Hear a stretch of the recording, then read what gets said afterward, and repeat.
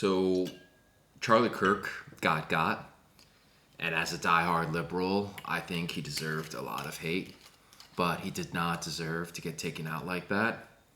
Now there are some really fringe people on the left who are celebrating this, but the people who are celebrating this most of all, the people who are actually benefiting from this, are the vast majority of conservative figures. And this episode, I'll explain why. Now, this is probably the weirdest way and darkest way to have an inaugural episode, but this is Left and Loose, the political show where I take an important topic each week. I have a huge glass of some devil juice, and I give my take on it. Now, you guys probably already know who Charlie Kirk is. Just as a refresher, he was a right-wing troll who basically appeared on college campuses, debated lots of different college students, mostly liberals, and said some hateful stuff. Also did make some good comments. I don't know, I just caught clips of him here and there. Of course, I heard a lot of the outrageous shit, but I didn't really follow the guy. It was not my cup of tea, and hey, he did his thing. It's whatever. Of course, what happened was a tragedy, and he's leaving behind his wife and 2 kids. Now, the people who are literally falling all over themselves, who are absolutely rubbing their jowls, they are so happy about this, are the Republicans who are looking to use this for their benefit. And you can already see what this is going to look like from the MAGA Karens and Kyles in your life at some points, saying, oh, how can you support Democrats, a party who supports people committing these hateful and violent acts? Here are 3 ways that you can respond to this, okay? First, name one major figure on the left who is actually celebrating this. You can pick pretty much anyone that you like or hate. Obama, AOC, even Zoran Mamdani in politics, or if you want to take the press with New York Times, CNN, Politics of America. If you go to any of these people and you check what they've actually been saying about what happened to Charlie Kirk, it's all the same story. It's horrible what happened, it's a tragedy, and this kind of thing needs to stop in America.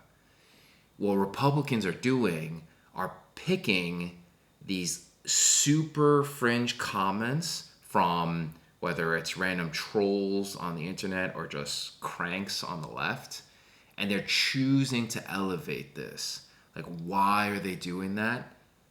It's because it's suiting their political purpose, right? They can gain from saying, hey, these left-wingers are radical, they're violent, they have a hateful ideology. But guys, let's just say this is the fringe of the left, the crazies who are coming out and saying things like that. Meanwhile, it's mainstream in your party to be anti-trans, anti-immigrant, anti-women, anti-minorities, and above all, pro-gun. Like, let's just be honest here. The problem in America is not just with the left. There's a lot of aspects that are problematic with what's actually mainstream in the Republican Party these days.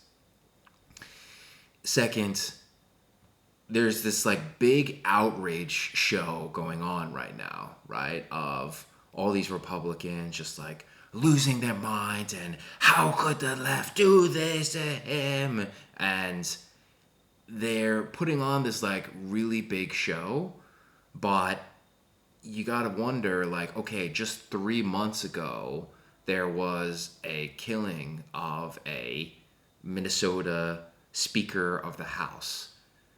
Some right-wing lunatic guy showed up to their house in the middle of the night, dressed as a police officer, got them to open the door, killed her and her husband.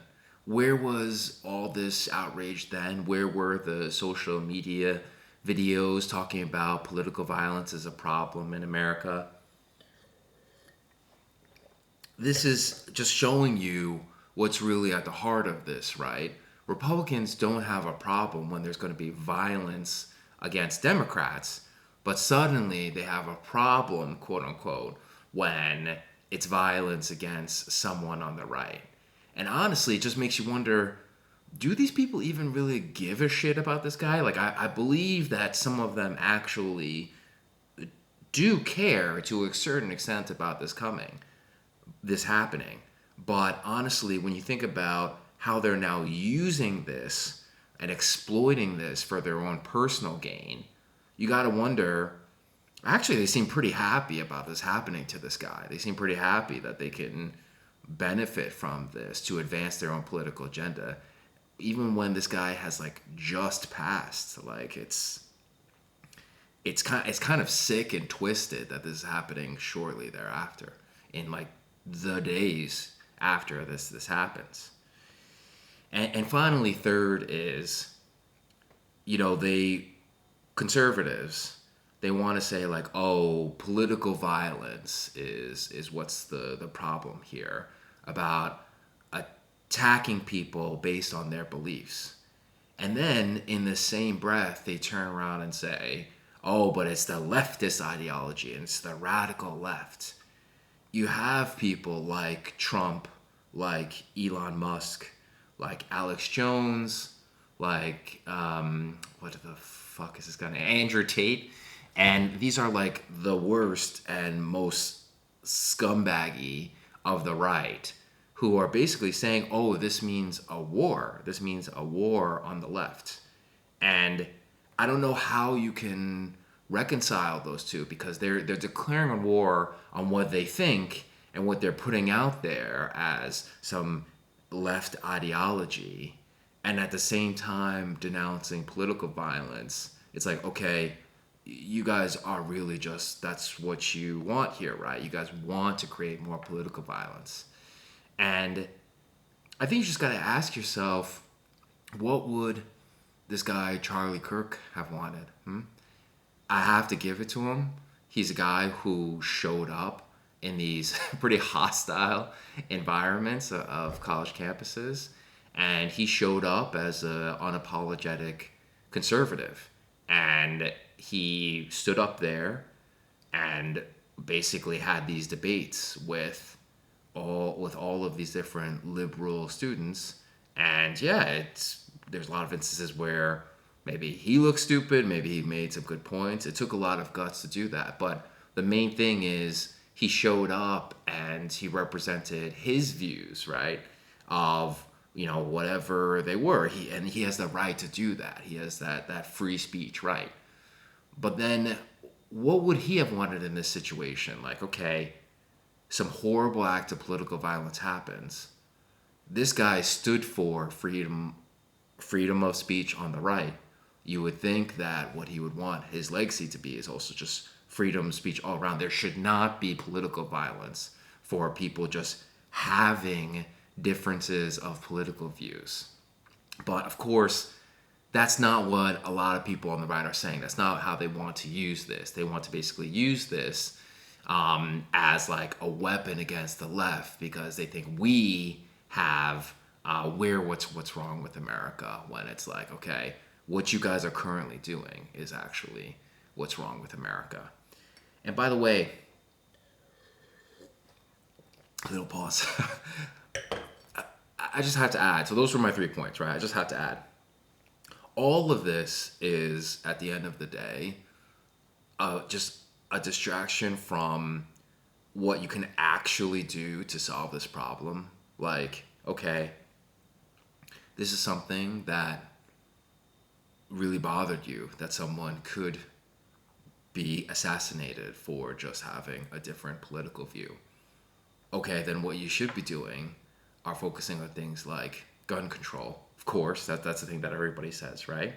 To be honest, though, maybe you could focus on your ideology that does nothing but push guns and push people having guns and push people of basically becoming quasi fucking militants who are going out there with their guns.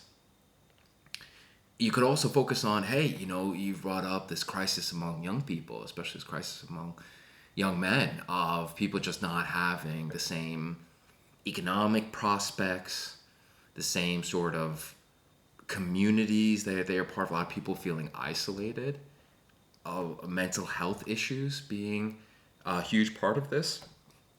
I don't know, why not actually doing something for young people, actually helping young people have more prospects economically in their lives, having more access to mental health resources. That's something that I have not seen in any of these Republican legislation.